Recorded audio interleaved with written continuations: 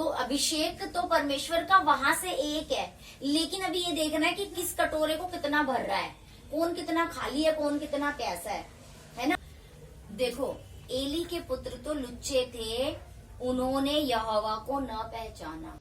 Praise the Lord. आज के वचन से हम जानेंगे कि किस प्रकार वचन का पूरा नॉलेज ना होने की वजह से लोग अपने छुटकारे को नहीं ले पाते हैं और अपने डिलीवरेंस में डिले करते हैं, क्योंकि वो किसी जीवित चर्च के साथ नहीं जुड़े।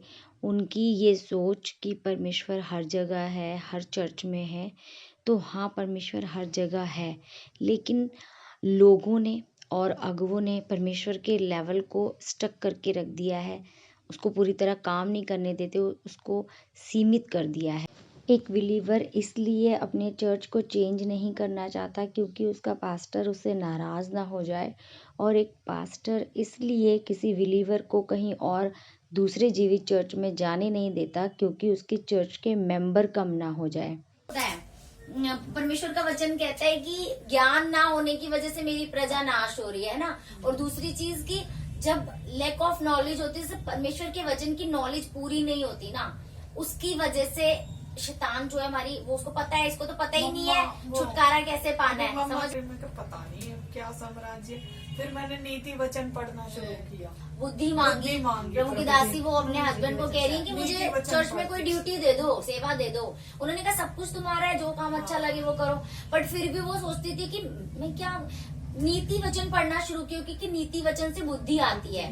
वो मतलब जनरल नॉलेज की बातें हैं उसके अंदर, मोरल वैल्यूज है नीति वचन में, और ज्ञान की बातें हैं, जो ज्ञान का आत्मा, इतना विजडम कभी किसी को दुनिया में नहीं दिया जो सुलेमान को दिया प्रभु ने। तो जब उसने नीति वचन उन्होंने पढ़ना शुरू किया, आज पूरी मिनिस्ट्री को वो चला रही है। हालेलुया।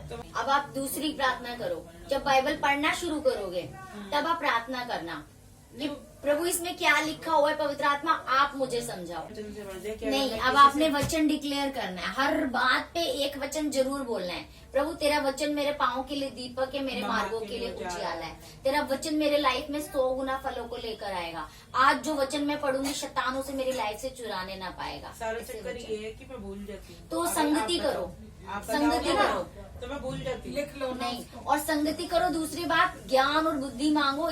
वो अभिषेक जैसे दाऊद था, जब उसको बच्चे से चुना, जब पहली बार उसके घर पे गया था शमूएल की, इस सारे बच्चों में से इसको चुना है परमेश्वर ने राजा बनने के लिए, है ना।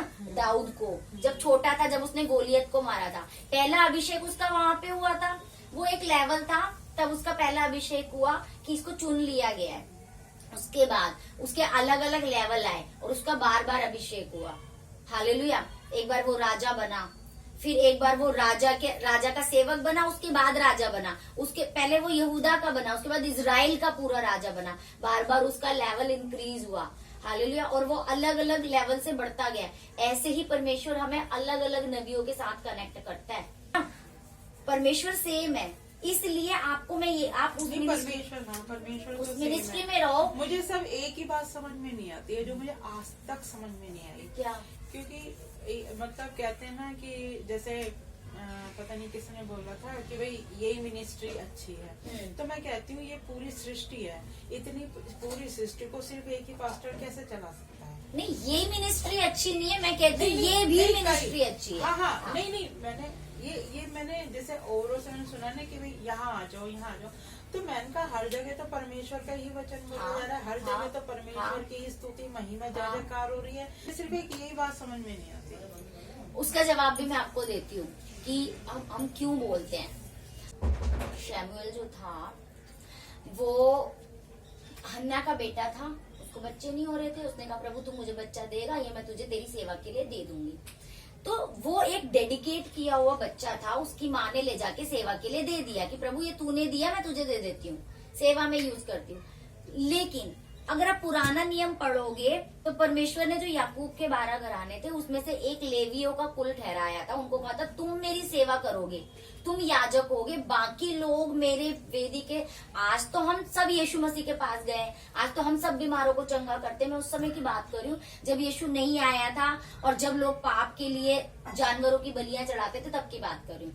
तो परमेश्वर ने ध्यान से सुना, परमेश्वर ने ये कहा था कि सिर्फ लेवी लोग जो होंगे उसके कुल के मेरी वेदी के समीप आएंगे, वो बलिदान करेंगे, वो प्रायश्चित करेंगे, और कोई मेरी सेवा टहल नहीं करेगा।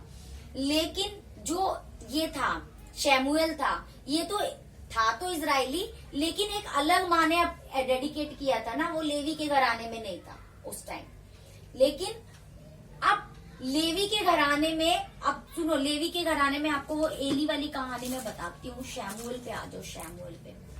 पहला शमूएल का 2 अध्याय का 12 वचन। एली जो था वो शमूएल से पहले वहां याजक था, सेवा करता था, पास्टर था एक तरीके से कह लो, ठीक है। और वो उस घराने से था जिनको परमेश्वर ने चुना हुआ था, तुम ही मेरी सेवा करोगे और बाकी लोग सिर्फ प्रायश्चित करवाने आएंगे, मेरी वेदी के समीप खड़े होने की आपको आज्ञा है। लेकिन उसके बच्चे, जैसे कहते हैं ना कि एक गुरु का बेटा भी उसकी सीट पे बैठेगा जो संसारिक रीति से चला आ रहा है, तो एली के बाद उसके बेटे ही तो परमेश्वर की सेवा करने वाले थे। लेकिन वो क्या हो गए थे, वो लुच्चे हो गए थे। लुच्चे इन द सेंस वो क्या करते थे, लोगों से ज्यादा दशवांश लेते थे। वो सारी चीजें आप पढ़ोगे तो वो क्या करते थे, चर्बी वाली चीजें जो परमेश्वर ने उनके लिए ठहराया था, ये भाग याजकों का है, ज्यादा दान दो, दशवांश दो, ज्यादा चढ़ावे दो, मोटे मोटे भेड़ बकरी हमें दो, इतना मांस, मतलब परमेश्वर के लिए इतना तो हमारे लिए इतना। और इवन देन वो व्यभिचार भी करने लग गए थे। परमेश्वर हमारा सिर्फ अच्छा नहीं बताता। जब कुछ लोग कहते हैं कि परमेश्वर तुम्हारा ये बाइबल में ये क्यों लिखा हुआ है कि इसका रेप हो गया, उसने गलत कर लिया, उसने वो कर लिया। प्रभु ये बताता है कि जिसने पाप किया मैंने उसके साथ क्या किया, और जो सही रास्ते पे चला मैंने उसके साथ क्या किया। दोनों चीजें बताता है प्रभु। तो जो एली था, उसके बाद उसके बेटे याजक बनने वाले थे वहां इजरायलियों के लिए प्रायश्चित करने के लिए। लेकिन वो लुच्चे हो गए थे और वो गलत काम करने लगे थे, छेड़छाड़ भी करने लगे थे वो औरतों के साथ। और पर उनको ये नहीं समझ आ रहा था कि जो जीवता परमेश्वर समंदर को 2 भाग कर सकता है, जो हमें जंगल में बिना बोए बिना काटे खिला सकता है, क्या वो हमें देख नहीं रहा। और वो परमेश्वर को अनदेखा करके जो पोस्ट परमेश्वर ने दी थी उसी पे करप्ट हो गए थे। तो एली के पुत्र बनने वाले थे उसकी जगह पर, लेकिन परमेश्वर ने किसको बिठाया, शमूएल को लाके बिठाया।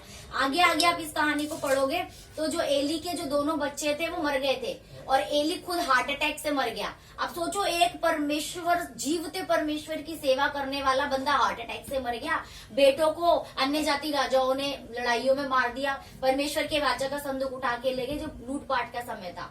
लेकिन किससे बात की परमेश्वर ने, आपने देखा होगा शमूएल को 3 बार प्रभु ने आवाज लगाई और वो बार बार आके एली को बोलता रहा। तो लग रहा था मेरा पास्टर मुझे आवाज दे रहा है, लेकिन बुला कौन रहा था, परमेश्वर। और परमेश्वर जिस घर में उसको रखवाया गया है कि तू यहाँ पे सीखेगा, प्रीस्ट बनेगा, सेवा करेगा, पास्टर बनेगा, उनके खिलाफ परमेश्वर कह रहा है कि मैं इनके घर वालों को सबको मारने पे हूँ, मैं इनको नाश कर दूंगा, इसके सारे बच्चे मरेंगे क्योंकि वो लुच्चे हो गए। हालेलुया। तो परमेश्वर ने जिसको ठहराया उसको नहीं यूज किया। ये मैं आपके क्वेश्चन का आंसर दे रही हूँ कि सारी चर्चेस के बारे में बोलते हैं, लेकिन मैं किसी चर्च को नहीं बोल रही, मैं कह रही हूँ लेवल की बात कर रही हूँ। परमेश्वर किसी को भी कहीं भी यूज कर सकता है ना। बहुत सारी ऐसी बहनें हैं। मैं हमारे यहाँ एक मेड का काम करती थी, केस पूरा खराब हो गया, बेटा हॉस्पिटलाइज हो गया, मेड थी, पैसे नहीं थे, यहाँ से सब आते वाते निकाल दी, कुछ सपोर्ट नहीं मिल रहा था। एक बेटी को मिर्गी के दौरे पड़ रहे थे, हस्बैंड शराबी घर को छोड़ दिया, दूसरा बेटा नशे से हॉस्पिटलाइज होके पड़ा और वो खुद भी बीड़ी गुटखा वगैरह खाती थी, पूरा घर तहस नहस, जबकि प्रभु पे विश्वास करती थी। एक गरीब औरत दिल्ली की, उसने क्या किया, जब सबने छोड़ दिया, चर्च वालों ने उसकी सुधी नहीं ली, क्योंकि परमेश्वर पे बिलीव रखा उसने, बस वो प्रभु को पकड़े रही, कहीं नहीं गई, सब कुछ छोड़ दिया। मैं उसे ढूंढने चली गई कहाँ रहती है बात करने के लिए। तो मैं घर गई थी उसे डांटने के लिए, ठीक है, लेकिन परमेश्वर ने मेरे को उसके लिए सॉफ्ट कर दिया। अब मैंने उसको यहाँ का बताना शुरू कर दिया। तब तक मैं अंकुर नरूला मिनिस्ट्री में आ चुकी थी। मैंने कहा परमेश्वर तो एक है, लेकिन जब यहाँ से इस इंस्टीट्यूट से अगर तेरी लाइफ में वो काम नहीं हुए, तुझे वचन पता चल गया, यहाँ से तुझे इतना पता चल गया कि यीशु मसीह सच्चा परमेश्वर है, लेकिन अब वहां से और अगले लेवल पे तू नहीं जा पा रही है, इसके लिए तू परमेश्वर में ही रह के अपनी जगह चेंज कर ले, अपना इंस्टीट्यूट चेंज कर ले। ये मैंने उसको समझाया। और वो अपोस्टल जी, इनके बारे में लोगों ने बहुत कुछ बोला हुआ था, जादू टोना है, ये वो ऐसा हो जाता है, वो आती नहीं थी। लेकिन मैंने कहीं से उनको एक पोस्टर मिला था, अपनी अलमारी पे चिपका रखा था, इनके प्रभु के दास का। प्रार्थना करती थी तो उनको देख के इसको बड़ा गुस्सा आता था, चिढ़ती थी और फिर रो रो के प्रार्थना करने लग जाती थी, क्योंकि शैतान उनको इस चर्च से कनेक्ट नहीं होने दे रहा था। मेरे कहने पे वो आई लास्ट ईयर, 1.5 साल के अंदर उसका बेटा, उसका टॉयलेट वाला पाइप यहाँ पेट से निकाला हुआ था और ऑपरेशन के लिए उसके पास 4,000 रुपए नहीं थे, इतनी गरीबी और कर्जे में चली गई थी वो। तो उसके बेटा वो बेटे को लेके थामरा गई। पहले तो वो यहाँ आई ब्रांच में, बिना बेटे को लेके आई, बेटे बदबू आ रही है, टॉयलेट की थैली निकली हुई है, पैसे नहीं है, एक थैली चेंज करने के पैसे नहीं उनके पास, मजदूरी करने वाले लोग थे। तो पहले तो जब वो आई उसको समझ आया, अरे यहाँ तो परमेश्वर सचमुच जीवता परमेश्वर काम करता है।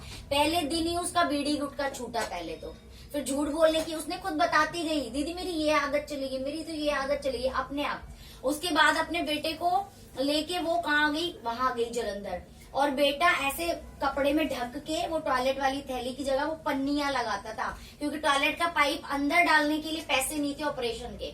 तो जब वहां गया ना, कामरा गया ना, उसने वहां की मिट्टी, मतलब जैसे लोग आजकल जैसे अंधविश्वास के तौर पे कि यहाँ की तो मिट्टी भी पवित्र है, चलो मैं वो लगा लेता हूँ प्रभु अपने शरीर पे, तो रेड रैशेस भी हो रहे थे उसको, कुछ लगा लिया। आप यकीन नहीं मानोगे, टॉयलेट का पाइप यहाँ बाहर छेद किया हुआ है पेट के साइड में, उसका टॉयलेट उसी दिन से नीचे से आने लगा था, बिना प्रार्थना के, बिना पास्टर के सामने जाए, सिर्फ उस भवन में जाने के बाद।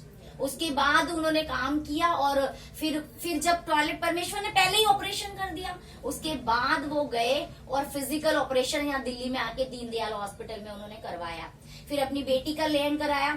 हमारी ही साथ की बिलीवर एक बहन ने ये बोल दिया कि प्रभु तो है, लेकिन जब तेरी बेटी को बता दिया गया कि इसको मिर्गी के दौरे पड़ते, तो दवाई से ठीक होगी या प्रार्थना से ठीक होगी? तो पहले दवाई करना, क्या करेगी प्रार्थना? प्रार्थना तो दुष्ट आत्मा के लिए होती है। उसको ऐसे कंफ्यूज कर दिया और वो सिर्फ दवाई गोलियां करती रही। लेकिन जिस दिन से ले हैंड कराया, आज 1 साल पूरा होने वाला, उसकी गवाही भी है ऑनलाइन, आज तक दौरे नहीं आए उसकी लड़की को। ऐसे कितने ही काम प्रभु ने उसकी लाइफ में। अभी पैरालाइज का अटैक पड़ गया था, कोई चर्च नहीं गई। अच्छा अंकुल नरोला जी, तो जैसे उनकी मिनिस्ट्री इतनी बड़ी है, इतने लोग आते हैं, तो हम कभी नहीं मिले उनसे, ऐसे ही काम कर रहे हैं परमेश्वर। नहीं हाँ। तो वो कहाँ जैसे लेहन कर पाते होंगे या कुछ बंदों के करते हैं? वो आपका ना काउंसलिंग होती है, एक अलग से दिन है, वहाँ जाके आप अपना केस बताओगे, आपके लिए वो दिन और तारीख दे देंगे, फिर उस दिन आप आओ, उस दिन आपके ऊपर हाथ रख के प्रार्थना होगी। हालेलुया। तो हो भी जाएगा, या परमेश्वर ने समय ठहराया होगा तो उस टाइम भी हो जाएगा। सबसे बड़ी बात ये है, पहले हमें बिलीव करना है, और कोई भी परमेश्वर का दास है, हमें ये समझना है कि हाँ प्रभु मैं विश्वास करती हूँ कि तू अपने इस दास के द्वारा भी कर सकता है ना। जब यीशु मसीह इंसान के रूप में थे, तब उन्होंने अपनी सेवकाई शुरू नहीं की थी, नॉर्मल उनको इंसान ही समझते थे लोग। अब देखो यीशु मसीह भी तो परमेश्वर का बेटा था ना, लेकिन 33 इयर्स तक तो वो नॉर्मली आज्ञाकारी बेटा बन के बड़ाई का काम करता रहा, कारपेंटर बन के। उसके अंदर वाला जब उसका काम टाइम आया, तब पवित्र आत्मा ने काम करना शुरू किया, है ना। तो हर चीज का एक समय भी है, और परमेश्वर अपने दासों से कनेक्ट भी करता है। जैसे मैं अड़े रहना, खड़े रहना, विश्वास करो, जैसे आप कह रहे हो मैं वचन से कर सकती हूँ, हाँ वचन ही करेगा। सबसे पहले तो आपका विश्वास ही करेगा आपकी लाइफ में।